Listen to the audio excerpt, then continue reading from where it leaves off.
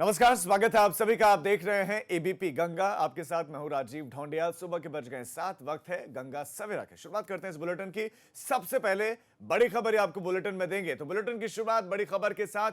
UP में फिर से लग सकता है लॉकडाउन, वो भी कंप्लीट लॉकडाउन।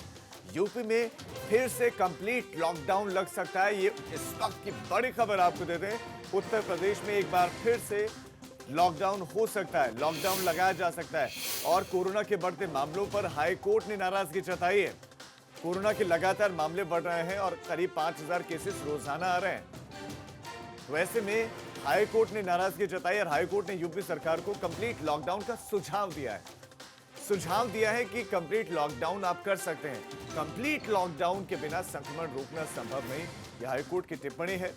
और न सरकारी अमला सख्ती दिखा रहा है, न लोग मान रहे हैं। यह हाईकोर्ट की टिप्पणी है कि लोग भी नहीं मान रहे हैं, सरकारी अमला भी सख्ती नहीं दिखा रहे।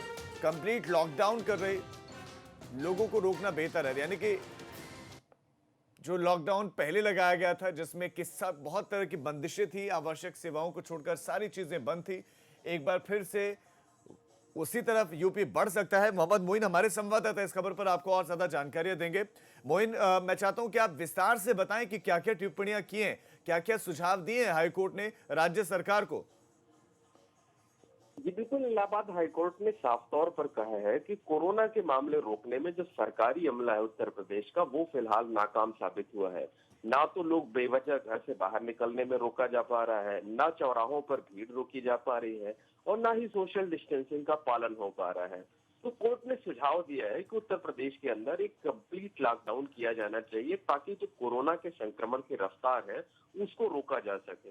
कोर्ट ने कई तल्ख टिप्पणियां की और ये कहा है कि अगर 15 दिनों का लॉकडाउन किया जाएगा तो कोई भी व्यक्ति भूख से नहीं मरेगा। और दूसरी तरफ जो नागरिक हैं उनको भी आईना दिखाते हुए कोर्ट ने कहा है कि ब्रेड बटर खरीदने से के लिए बाहर निकलने से ज्यादा जरूरी अहम यह है कि जीवन को बचाया जाए। तो इसमें मोइन, लेकिन जो टिप्पणियां हाईकोर्ट ने की है, टिप्पणियां है या निर्देश है कि लॉकडाउन कीजिए आप, या फिर एक सुझाव भरा है कि आप चाहें तो लॉकडाउन लगा सकते हैं? ये सरकार के विवेक पर निर्भर करता है कि वो लॉकडाउन लगाए या नहीं। देखिए, कोर्ट ने साफ तौर पर कहा है कि उत्तर प्रदेश के अंदर जो हालात है, खासकर 7 बड़े शहरों का पूरा डाटा जो है वो कोर्ट ने पेश किया है कि वहां के जो हालात हैं उनमें अब लॉकडाउन लगाने के अलावा दूसरा कोई रास्ता नहीं बचा है। कोर्ट ने अपने फैसले में ये चीज टिप्पणी की है और साफ तौर पर ये लिखवाया है कि लॉकडाउन के अलावा कोई दूसरा विकल्प नहीं है जिससे संक्रमण की रफ्तार को रोका जा सके। हालांकि कोर्ट ने लॉकडाउन लगाने का सुझाव भर दिया है, लेकिन कल जब ओपन कोर्ट में सुनवाई हो रही थी तो कोर्ट ने टिप्पणी करते हुए ये कहा था कि अगर सरकार इस पर विचार नहीं करेगी तो अगली सुनवाई में कोर्ट को आदेश जारी करना पड़ सकता है। तो अभी ये सुझाव भर है, लेकिन सरकार के लिए नसीहत है और सरकार को इस फैसले का, इस सुझाव का अमल करना ही होगा। यही वजह है कि कोर्ट ने चीफ सेक्रेटरी से 3 दिनों के अंदर हलफनामा दाखिल करने को कहा है। उनसे ये कहा है कि आप बताइए कि आपके पास संक्रमण रोकने के लिए और क्या इंतजाम है, और जो जिन अधिकारियों ने ये क्या कहते हैं नियम है उनका सख्ती से पालन नहीं कराया है, उन पर आप क्या कार्रवाई कर चुके हैं और क्या करने जा रहे हैं, ये भी पूरी चीजें आप बताइए। मोइन, आपका इस तमाम जानकारी के लिए धन्यवाद। बहुत बड़ी टिप्पणियां की हैं कोर्ट ने, और टिप्पणियों में से एक महत्वपूर्ण ये आम लोगों को आईना दिखाते हुए कि ब्रेड बटर खाने से ज्यादा जरूरी है जीवन को बचाना। लोग मनमानी कर रहे हैं, लोग नहीं मान रहे हैं, और सरकारी अमला भी सख्ती से मनवा नहीं पा रहा है। सवाल ये भी पूछा कि कितने अधिकारियों पर अब तक जो लापरवाह बने हुए हैं, किस तरह की कार्रवाई की है, वो बताइए। ये भी कहा है कोर्ट ने कि अगर स्थितियां सुधरती नहीं तो फिर कोर्ट को कोई निर्देश देना पड़ेगा। बाकायदा डेटा रखा गया था और उन स्थितियों को देखने के बाद ये सुझाव दिया गया है। अब हलफनामा पेश करने को कहा है, कुछ दिनों का वक्त मिला है।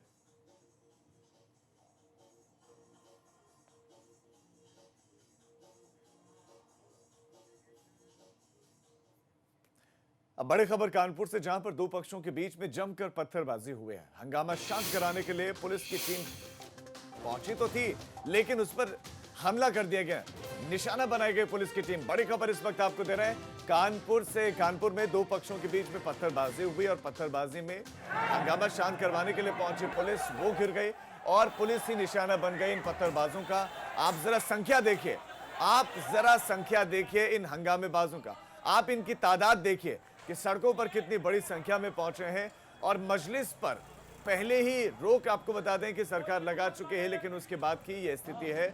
मजलिस पर रोक है और सरकार की रोक के बावजूद भी यहाँ पर मजलिस अदा की जा रही थी। उसके बाद पुलिस की टीम पहुंची तो पत्थरबाजी हुई है। माहौल खराब करने वाले लोगों पर पुलिस ने कहा है कि अब कार्रवाई होगी, सीसीटीवी से साक्ष्य मिलने पर कार्रवाई होगी। हमने कुछ तस्वीरें आपको दिखा दी हैं। एबीपी गंगा पर आपने कुछ तस्वीरें देखी हैं कि कैसे कैसे सड़कों पर उतरकर ये जो मजलिस करने वाले लोग हैं, ये सोशल डिस्टेंसिंग बहुत दूर की बात है। पुलिस की टीम पहुंची इसको रुकवाने के लिए, मजलिस को रुकवाने के लिए, तो उसके बाद इन्होंने क्या किया। प्रभात अवस्थी हमारे संवाददाता इस खबर पर आपको और ज्यादा जानकारियां देंगे। प्रभात, ये किस तरह की मजलिस थी, क्या चल रहा था कि पुलिस की टीम पहुंची थी और उसके बाद क्या हुआ? कुछ तो तस्वीरें हम दिखाई रहे, लेकिन मैं चाहता हूं कि आप विस्तार से दर्शकों को बताएं क्या हुआ था वहां पर। जी बिल्कुल, आपको बताना चाहूंगा कि पूरा मामला जो है वो ग्वालटोली थाना क्षेत्र का है, जहां पर मजलिस की जा रही थी और वहां पर भारी संख्या में लोग एकत्रित थे। लिहाजा पुलिस को जब जानकारी मिलती है तो पुलिस सोशल डिस्टेंसिंग और कोरोना संक्रमण काल चल रहा है, तो किसी तरह का कोई भी कार्यक्रम नहीं किया जा सकता है, तो वहां जाती है। इसी दरमियान उनको वापस भेजी होती है, लेकिन वहां पर दो पक्ष जो है वो आपस में आमने सामने आ जाते हैं और एक दूसरे के ऊपर पथराव कर देते हैं। वहीं पुलिस जो है वो उनको पुलिस जब समझाने का प्रयास करती तो थाने को घेरने का प्रयास करती है। लेकिन प्रभात ये दर्शकों को बताइए कि जो मस्जिद, जो ये सभा रखी गई थी, ये सभा किसने रखी थी, क्या कर रहे थे लोग यहाँ पर जुटकर, इतनी बड़ी संख्या में जुटकर? जी बिल्कुल, आपको बताना चाहूंगा जिस तरह से चाहे गणेश चतुर्थी हो या फिर मुहर्रम हो, सभी तरह के जो सार्वजनिक कार्यक्रम उस पर रोक है और उसके बावजूद मुहर्रम जो है उसके चलते मजलिस की जा रही थी, वहीं पर ये लोग एकत्रित थे और जब मना किया गया तो वहां पर पथराव होता है। फिलहाल पुलिस जो है वो वहां पर पहुंचकर स्थिति को काबू करती है और सभी लोगों को उनके घर पर भेजकर जो अराजक तत्व है उनके ऊपर कार्रवाई करने की बात कर रही है।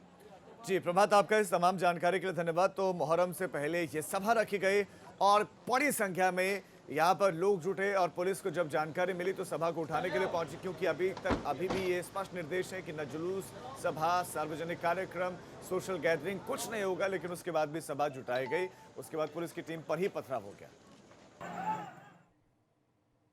बड़ी खबर आपको बाराबंकी से आप दे देते हैं, जहां पर ताजिया का जुलूस रोकने पर बवाल देखने को मिला।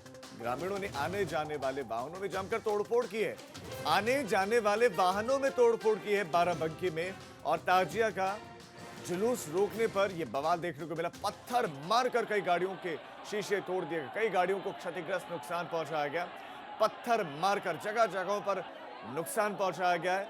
कोरोना काल में धार्मिक जुलूस निकालने पर प्रतिबंध है, रोक के बावजूद भी लोग जबरदस्ती जुलूस निकाल रहे हैं। जबकि रोका गया है, मना किया गया है, लेकिन उसके बावजूद भी जुलूस निकाला जा रहा है।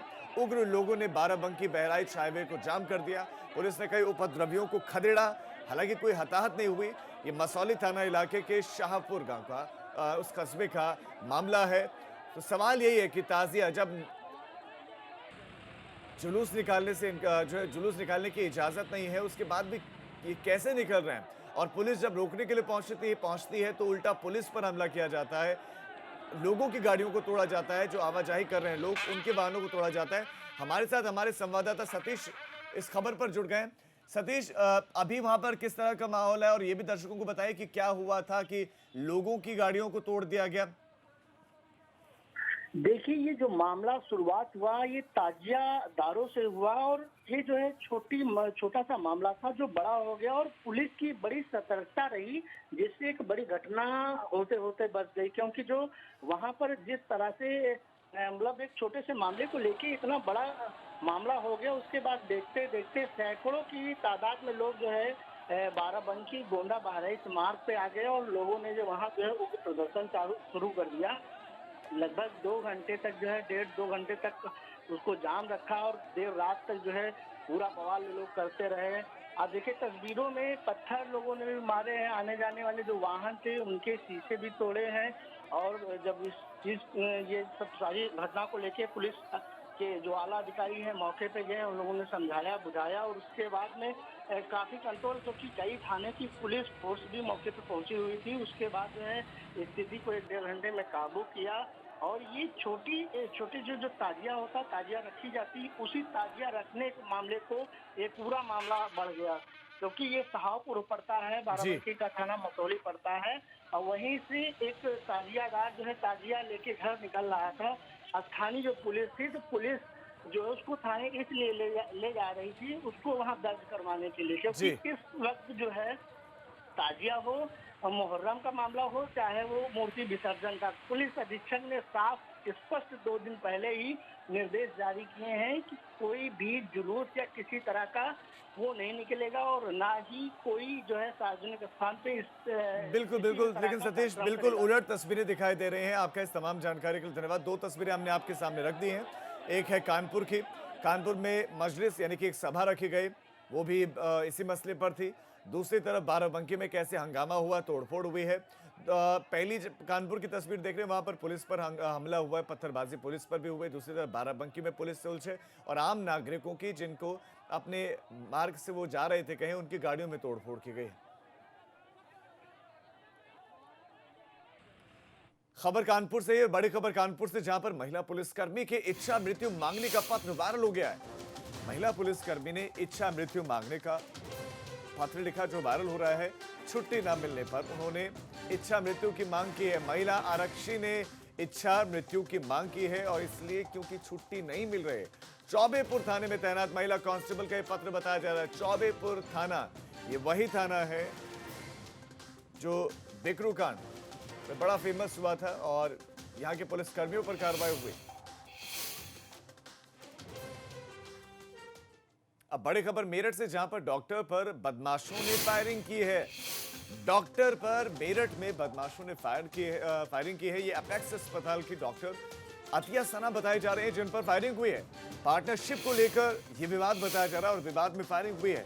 डॉक्टर अतिया सना पर फायरिंग हुई है। अपने घर से अस्पताल के लिए डॉक्टर निकली थी। बलराम पांडे हमारे संवाददाता इस पर और ज्यादा अपडेट्स और जानकारी देंगे। बलराम, बताएं। राजीव, ये अतिया सना मेरठ के शास्त्री नगर सेक्टर 13 की रहने वाली हैं और ये अपने घर से निकल के अपेक्स हॉस्पिटल जा रही थी। उसी दौरान हापुड़ रोड के पास बाइक सवार 2 बदमाशों ने इनके ऊपर फायर किया और फायर करने के बाद वो फरार हो गए। हालांकि गोली ना ही इनकी गाड़ी में लगी है और ना ही इनको लगी है। उसके बाद जब इन्होंने 112 नंबर डायल करके पुलिस को सूचना दी, मौके पे पुलिस पहुंची है और पूरे मामले की जांच कर रही है। शुरुआती जांच में पुलिस ने बताया है कि इनका पार्टनरशिप को लेकर के विवाद चल रहा था, जिसको लेकर के इन्होंने पहले भी शिकायत की है। हालांकि अब क्या है, फायरिंग हुई है या झूठे आरोप हैं या इनके ऊपर वाकई फायर किया गया है, इस पूरे मामले की जांच की जा रही है और जांच में जो भी तथ्य निकल के आएंगे उसके आधार पर आगे की कार्रवाई की जाएगी। लेकिन राजीव, जिस तरीके से देर रात एक महिला डॉक्टर पर फायर हुआ है, तो कहीं ना कहीं सवाल तो पुलिस की कार्यशैली पे भी खड़े होते हैं और यही वजह है कि पुलिस भी इस पूरे मामले को गंभीरता से लेते हुए जांच कर रही है। जो इनके पार्टनर थे उनसे भी पूछताछ की जा रही है और इनसे भी पूछताछ की गई है कि आखिरकार उनका हुलिया क्या था, किस गाड़ी से थे वो बदमाश और किस तरफ गए हैं। अब उस इलाके के भी सीसीटीवी फुटेज निकाले जा रहे हैं ताकि उन बदमाशों की ठीक है शिनाख्त बलराम, हो आपका इस सके। तमाम जानकारी के लिए धन्यवाद। तो पुलिस जांच कर रही है मामले में।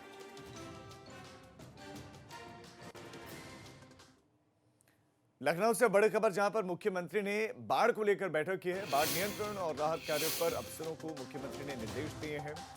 खाद की कालाबाजारी रोकने के निर्देश जारी किए हैं। जिले में आपूर्ति जिला प्रशासन सुनिश्चित करे, मुख्यमंत्री ने ये टिप्पणी की। बैठक में chief secretary, DGP, ACS home समेत कई विभागीय अफसर मौजूद रहे। तो एक बड़ी खबर आपको दे देते हैं लखनऊ से। बाढ़ नियंत्रण और राहत कार्य पर मुख्यमंत्री योगी आदित्यनाथ ने अधिकारियों को निर्देश दिए हैं। बाढ़ को लेकर बैठक रखी गई थी, जिसमें पहले तो कालाबाजारी रोकने के निर्देश जारी किए। दूसरा, जिले में आपूर्ति, ये जिला प्रशासन सुनिश्चित करे कि लोगों को खाना पीना है वो मिलता रहे, उनको जो बुनियादी चीजें हैं वो मिलनी चाहिए। और बैठक में चीफ सेक्रेटरी मौजूद रहे, डीजीपी, एसीएस होम, ये तमाम विभागीय अधिकारी मौजूद रहे।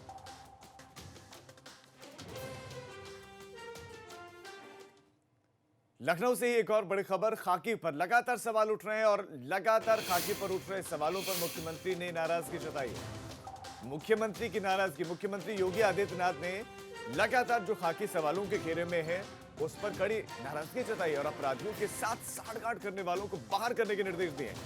अपराधियों से साठगांठ करने वालों को बाहर का रास्ता दिखाने के निर्देश दिए गए हैं। ऐसे पुलिस कर्मियों को विभाग से बाहर कर देने के निर्देश दिए गए हैं। संतोष हमारे संवाददाता इस पर और ज्यादा जानकारियां देंगे। संतोष, किस सिलसिले में बैठक रखी गई थी और बैठक में किस नाराजगी बताया जा रहा है मुख्यमंत्री ने जाहिर की, तो क्या क्या टिप्पणियां मुख्यमंत्री ने की? देखिए, मुख्यमंत्री योगी आदित्यनाथ ने कल आगामी जो त्योहार है उसको लेकर के वीडियो कॉन्फ्रेंसिंग के जरिए सभी जिलों के डीएम और एसएसपी से वीडियो कॉन्फ्रेंसिंग की और साफ निर्देश दिए कि थाने और जिलेवार टॉप 10 अपराधियों की सूची बनाई जाए। जो भ्रष्ट पुलिस अधिकारी हैं, जो अपराधियों से मिल करके जिनकी संलिप्तता सामने आती है, उनको बर्खास्त किया जाए, उनके ऊपर कार्रवाई की जाए, सस्पेंशन किया जाए।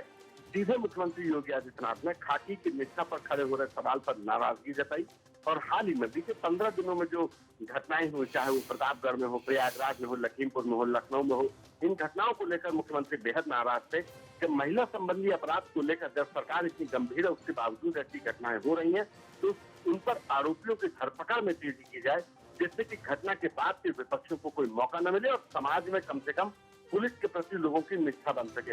ये तमाम पूरी वीडियो कॉन्फ्रेंसिंग के जरिए मुख्यमंत्री ने सख्त निर्देश दिए कि आगामी त्योहारों को लेकर के जो भी अफवाह फैलाने की कोशिश करे, गड़बड़ी करने की कोशिश करे, उनको चिन्हित करके उनके खिलाफ कार्रवाई करें। वहीं सोशल मीडिया पर जो अफवाह फैलाई जा रही हो, उन पर मुकदमे दर्ज किए जाए। करीब 2.5 से 3 घंटे की ये वीडियो कॉन्फ्रेंसिंग चली। मुख्यमंत्री ने सभी जिलों के डीएम को कानून व्यवस्था को लेकर के मुख्यतः उन्होंने अपने निर्देशित किया है, उसके साथ खाद्य और बाढ़ नियंत्रण को लेकर के निर्देश दिए हैं। जी संतोष, आपका इस तमाम जानकारी के लिए धन्यवाद। मेरठ में लापरवाही का एक ऐसा मामला सामने आया जिसमें एक बच्चे की जान जाते जाते बच गई। जब एक बहुमंजिला अपार्टमेंट की लिफ्ट में एक बच्चा फंस गया और करीब 1 घंटे तक बच्चा लिफ्ट का अलार्म बजाता रहा और खुद को बचाने के लिए चीखता रहा। बाद में करीब 1 घंटे के बाद एक शख्स ने बच्चे की आवाज सुनी, बच्चे को बाहर निकलवाया, लेकिन इस घटना ने बहुमंजिला इमारतों में रहने वाले लिफ्ट को लेकर कई बड़े सवाल खड़े कर दिए हैं। 2 गेट होते हैं लिफ्ट में, एक ये वाला, एक इसके अंदर होता है। तो अंदर वाला खुला हुआ था इसका तो थोड़ा सा गेट, तो उसके पार्ट्स दिख रहे थे आगे से। तो उसमें थोड़ा सा मैं सोचा कि इसे बंद कर दे तो चल जाएगी। जैसे बंद करता तो कभी ऊपर जाते लिफ्ट, फिर एकदम नीचे आते लिफ्ट। जैसे अगर वो गेट बंद करता, फिर जैसे जहाँ छोड़ता वहाँ अटक जाती थी, एकदम झटका से रुकती थी। फिर वो गिफ्ट तब भी खुल जाता था पूरा। फिर ऐसा हुआ बहुत देर तक। मैंने एक अलार्म होता है वो बजाया और एक कॉल का होता है वो बजाया, बहुत देर तक बजता रहा। किसी ने शायद से ध्यान नहीं दिया या बाहर तक बजा नहीं, इतना नहीं पता। पर एक बाद में एक दीदी आई लास्ट में, उन्होंने फ़ोन सुना, उन्होंने फिर हेल्प करी थी मेरी जब मैं 1 घंटे तक उसमें रहा था। मैंने दी से बोल दिया आप लिफ्ट रीस्टार्ट करवाओ। लखनऊ से बड़ी खबर, मुहर्रम, गणेशोत्सव और आगामी त्योहारों पर मुख्यमंत्री की बैठक जिसमें प्रदेश के सभी DM, SSP, commissioner, IG, ADG के साथ मुख्यमंत्री की मीटिंग। वीडियो कॉन्फ्रेंसिंग के माध्यम से सभी अधिकारी जुड़े थे। त्योहार के मद्देनजर सोशल मीडिया पर सतर्क रहें, सोशल मीडिया पर नजर भी बनाए रखें। तो त्योहारों के मद्देनजर सोशल मीडिया पर सतर्क नजर रखें। मुख्यमंत्री ने निर्देश दिए, अफवाह फैलाने वालों के खिलाफ तुरंत कार्रवाई करें। अपराध और अपराधियों के लिए सरकार की जीरो टॉलरेंस की नीति पर कड़ाई से पालन हो।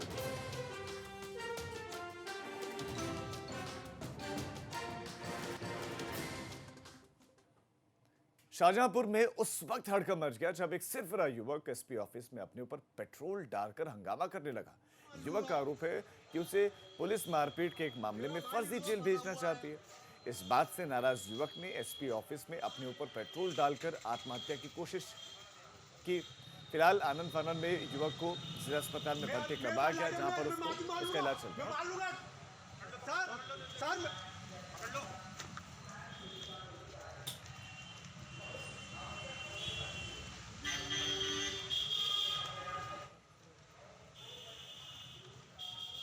ये दरअसल कल रात्रि में एक इसी का भाई है जो जिसने ऐसा यहाँ पे प्रयास किया, या इसको कहेंगे प्रयास करने का एक वो किया।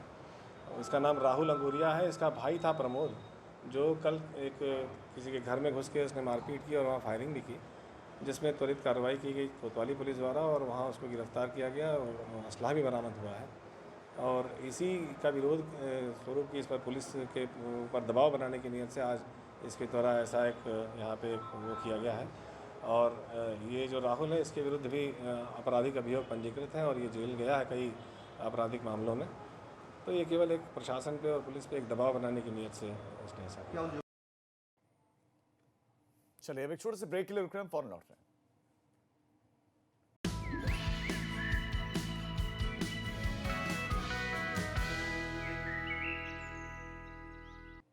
ब्रेक के बाद आप सभी का स्वागत है। बाढ़ से प्रदेश के अब कई शहर, कई गांव बदहाल हैं, प्रभावित हैं और प्रशासन बाढ़ प्रभावितों तक पहुंचने की हर संभव कोशिश भी करा, लेकिन पीड़ितों का पलायन रुकने का नाम नहीं ले रहा है। लोगों के खेत डूबे हैं, कहीं पर हाईवे तक पर पानी पहुंच गया है।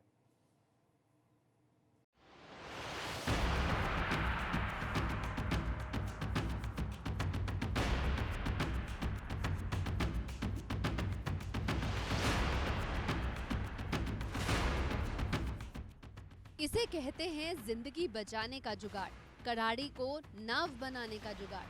तस्वीरें आजमगढ़ की हैं, जहां बाढ़ की विनाश लीला ने गांव के गांव को तबाह कर दिया है, तो लोग इसी तरह मुश्किलों से बचने के लिए जुगाड़ निकालने लगे हैं। प्रशासन भले ही तमाम सुविधाओं को पहुंचाने की बात कहे, लेकिन जमीनी तस्वीर कुछ अलग कहानी कहती है। प्रशासन खुद ही मानने को तैयार है कि यहाँ 236 गांव प्रभावित हैं, जहां आवश्यक व्यवस्था कर ली गई है। कुल 62 गांव हैं जिनका संपर्क मार्ग टूटा हुआ है, मरून हो गए हैं, और ऐसे 58 गांव हैं जिनमें कृषि प्रभावित हुई है, और बाकी 62 गांव और हैं जिनमें जलभराव से आबादी और कृषि दोनों किसी न किसी तरह से प्रभावित है। तो उन सबको टोटल देखा जाए तो प्रभावित जनसंख्या हमारी 63,686 है। राहत कार्य हमारा प्रॉपरली वहाँ पे चल रहा है, लेकिन स्थानीय लोगों की हालत बद से बदतर है। खेतों में पानी, घरों में पानी, खेतों की फसलें तबाह, न खुद रहने की जगह बची, न मवेशियों को रखने का ठिकाना बचा।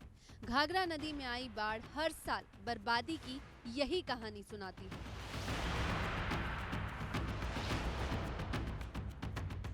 उधर गोंडा में घाघरा नदी का जलस्तर कम तो हुआ, लेकिन लोगों की दुश्वारियां कम नहीं हुई। तस्वीरें कर्नलगंज तहसील क्षेत्र के घाघरा नदी के किनारे बसे नकहारा गांव की है।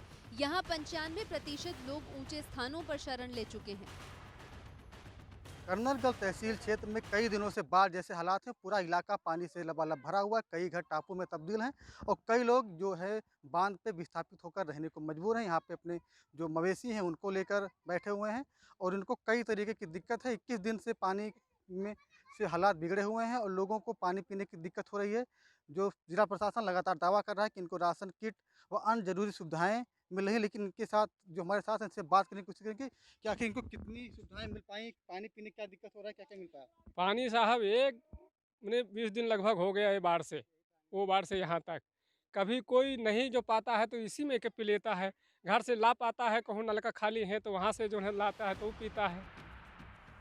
हालांकि जिला प्रशासन का कहना है इन बाढ़ प्रभावित क्षेत्रों में राहत किट के साथ सभी जरूरी सुविधाएं बांटी जा रही हैं। प्रशासन पूरी तरह से मुस्तैद है। राहत किट बांटी गई है, राहत सामग्री उनको दी जा चुकी है। उसके अतिरिक्त पानी पीने के लिए वहाँ पर टैंकर की व्यवस्था कराई गई है। सभी का मेडिकल परीक्षण कराया जा रहा है। पशुओं की भी जाँच कराई जा रही है। वहाँ पर मेडिकल और पशु चिकित्सा अधिकारी के माध्यम से टीम हमारी तैनात है जो उनकी जाँच कर रही हैं। क्लोरीन की टैबलेट वहाँ पर दी जा रही है। पानी को उबालकर और क्लोरीन की टैबलेट डाल के उनको पीने की सलाह दी गई है। बात मुरादाबाद की करें तो यहाँ रामगंगा नदी में उफान आया हुआ है। नदी का पानी गांव और खेतों से बाहर निकलकर नैनीताल हाईवे पर आ चुका है। हाईवे से गुजरने वाले वाहनों को काफी दिक्कतों का सामना करना पड़ रहा है। लोग जान जोखिम में डालकर बाढ़ के पानी से होकर गुजर रहे हैं। बाढ़ का पानी रामगंगा नदी के किनारे के गाँवों और बस्तियों में भी घुस आया है। और ये तस्वीर चंबल की है। यहाँ का जलस्तर बढ़ने से नदी किनारे के गांवों में लोगों की धड़कनें तेज होने लगी हैं। ऐसा इसलिए क्योंकि राजस्थान में भारी बारिश के बाद कोटा बैराज और मध्य प्रदेश की पार्वती नदी बांध से कुल 350 लाख क्यूसेक पानी छोड़े जाने के बाद चंबल का ये हाल हो गया है। बढ़ते जलस्तर को देखते हुए फिलहाल प्रशासन अलर्ट पर है। Bureau report, ABP Ganga. इस बुलेटिन में फिलहाल इतना ही।